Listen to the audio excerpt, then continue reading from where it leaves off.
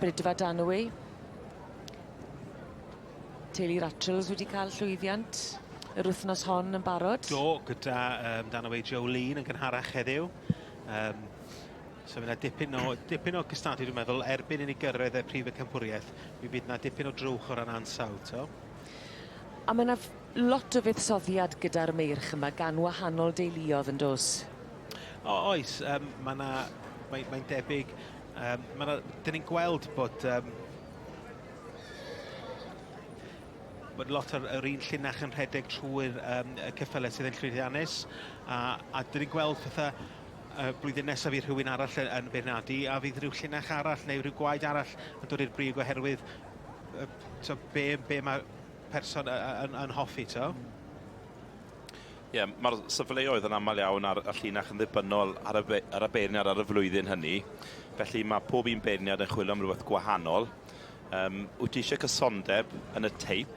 Felly yn aml iawn, pan wyt ti'n cael cysondeb mewn teip, wyt ti'n cael cysondeb wedyn yn y llinach hefyd. Felly yn aml iawn byddwn ni'n gweld yr un gwad yn dod i'r brig rhai blynyddau oherwydd y beirniad. Mae yna gymaint o edrych mlaen, a mae'n wir i weid bod y dosbarth yma yn... Mae yna lot o adeiladu yn dos tuag at y dosbarth yma, a pwysau falle o ran safon. Odych chi wedi cael eich pleisio gyda'r 4 ar 10 sydd wedi dod i'r cylch heddi? Felly, gyda'r dosbarth eleni, 14 sydd wedi ymgeisio, ond byddwn ni'n gweud bod sawl un o'r rhain yn hyddiannol o'r wobr gyntaf, sawl un ohonyn nhw wedi cael y wobr gyntaf yn y gorffennol.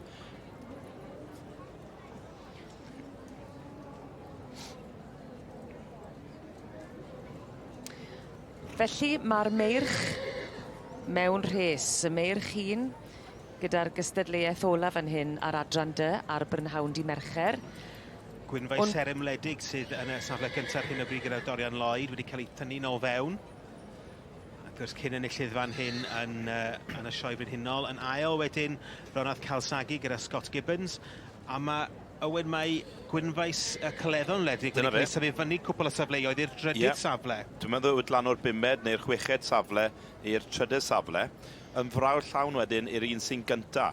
Rhai blynyddoedd nôl, fi welson ni Gwynfais Cyleddon Wledig a Seren Wledig yn mynd ar wobr gynta. Diwrnod Cyleddon Wledig oedd i'r sawl blwyddyn yn ôl, ond Seren Wledig sy'n mynd â hi heddi hyd yn hyn. Odych chi yn meddwl mai fel hyn fydd hi'n aros? Dwi'n amed dyma fel fydd i, Owen, ond dyw'r het heb griddios geto all unrhyw beth digwydd nes i'r het ar y ffordd. Dwi'n meddwl bod y ffaith bod y tynnu'r march yma mewn ar y brig ddwywaith, mae hwnna'n galanogol i'r ceffyl hynny wedyn yn diwe. Dwi ddim yn meddwl fydd yna newidiadau rhagor, ond... Mae'n camu nôl tuag at y stiwardiad rwan, so fe gawn ni weld.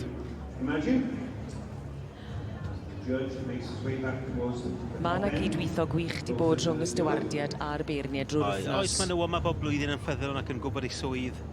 Yn ymwybodol hyn sy'n rhaid i'w wneud i ni'n siŵr bod y dosbarthiadau a'r sioe yn rhedeg yn ysgwy.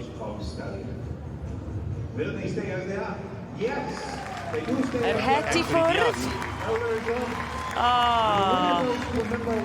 Dorian Lloyd allu di ymlacio. A llong cyfrchiadau i Meirion, Diane a Caleb Evans, sef y rhai sy'n berchen ar y ceffyl yma o Frydfa Gwynfais. Llawn o wad Gwynfais Culwch y Tad cyn enillydd yma yn brifben campwr nôl yn 2002 a'r fam wedyn Gwynfais Elliw.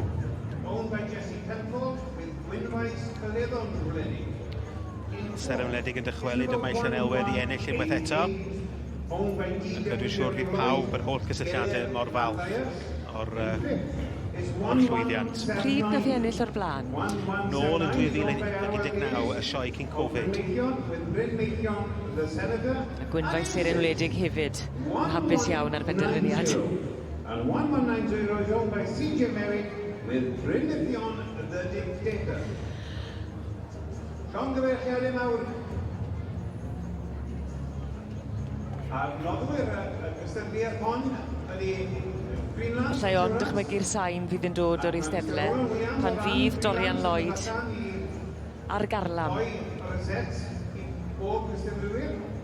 Felly Diolch o galon i Mr Williams.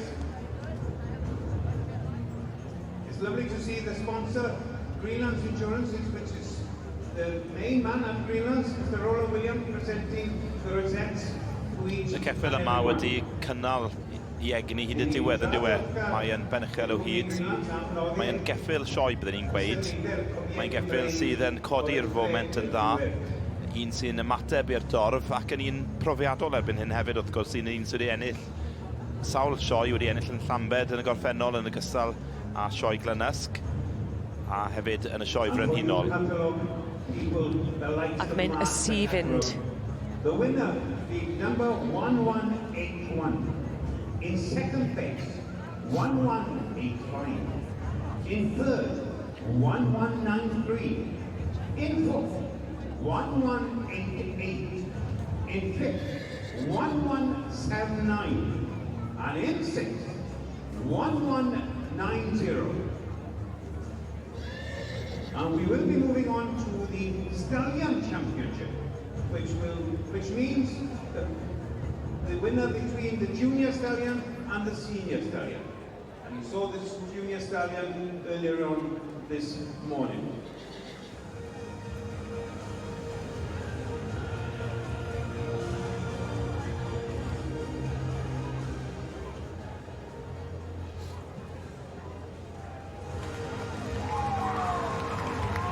Uchelgais pob un sy'n cystadlu yn y prif gylch yw cael y cyfle i'r rhedeg o flaen yr eistedle. Mae'r egni yn codi fan hyn wrth I gwynfais seren wledig ddangos I hun a llongyfarchiadau gwresog I Meirion Dian a Caleb Evans ar ddod yn fuddigol. Y march buddigol yma ar brynhawn ddi Mercher yn y sioe yn Llanelwedd.